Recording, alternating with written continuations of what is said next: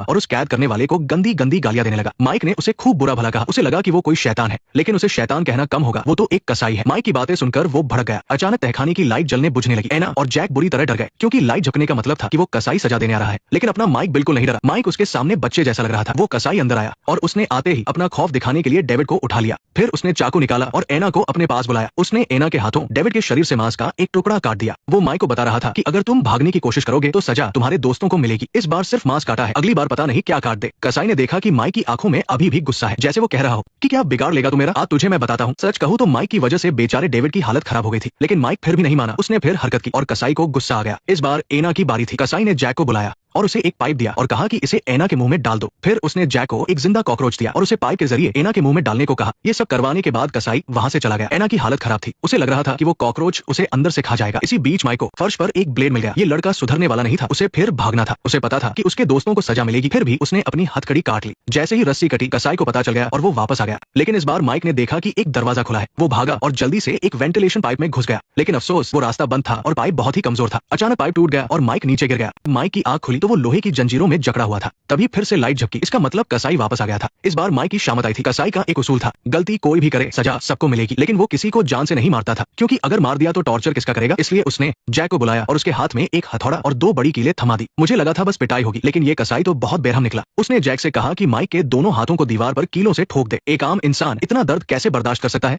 दर्द के मारे माइक बेहोश हो गया। उसने सपना देखा कि वो अपनी पत्नी लीना के साथ खुश है, लेकिन अचानक लीना का चेहरा उस कसाई में बदल गया। वो डर के मारे जाग गया। उसने देखा कि उसके हाथ दीवार में ठुके हुए हैं। वो पूरी तरह टूट चुका था। लेकिन फिर उसे अपनी पत्नी की याद आई। उसने सोचा, नहीं, मैं ऐसे हार नहीं मान सकता, मुझे यहाँ से निकलना होगा। अब जो उसने किया उसे देखकर आपकी रूह कांप जाएगी। उसने पूरी ताकत लगाकर अपने हाथों को उन कीलों से खींच लिया। दर्द इतना था कि वो फिर बेहोश हो गया। होश आने पर उसने खुद को संभाला। उसका गुस्सा अब शांत हो चुका था। उसने ठंडे दिमाग से सोचा कि वो चारों यहाँ बेवजह नहीं लाए गए हैं, इसके पीछे कोई राज है। तभी डेविड ने कुछ इशारा करने की कोशिश की। उसका मुंह सिला हुआ था, लेकिन वो अपने हाथ से हवा में कुछ बना रहा था। माइक उसके पास गया। डेविड ने भयानक दर्द सहते हुए अपने मुंह के टांके तोड़ दिए और उसके मुंह से सिर्फ एक शब्द निकला, घोड़े की नाल। ये सुनते ही जैक को याद आया कि कसाई के हाथ पर भी घोड़े की नाल का निशान था। अब उन्हें सब याद आने लगा। ये चारों पहले दोस्त थे और अक्सर साथ घूमते थे। एक रात वो जंगल में पार्टी कर रहे थे। वहाँ वो एक दूसरे को एक पागल कसाई की डरावनी कहानियां सुना रहे थे, जो जंगल में रहता था। तभी झाड़ियों से किसी के चलने की आवाज आई। वो चारों डर गए। जाकर देखा तो वहाँ एक छोटा लड़का खड़ा था, जिसका नाम बिली था। बिली का कोई दोस्त नहीं था, इसलिए वो अकेला ही जंगल में घूम रहा था। उसने इन चारों को देखा तो बोला कि क्या मैं भी तुम्हारे ग्रुप में शामिल हो सकता हूँ। इन चारों ने सोचा कि चलो इसके मजे लेते हैं। उन्होंने बिली से कहा कि अगर ग्रुप में आना है तो परीक्षा देनी होगी।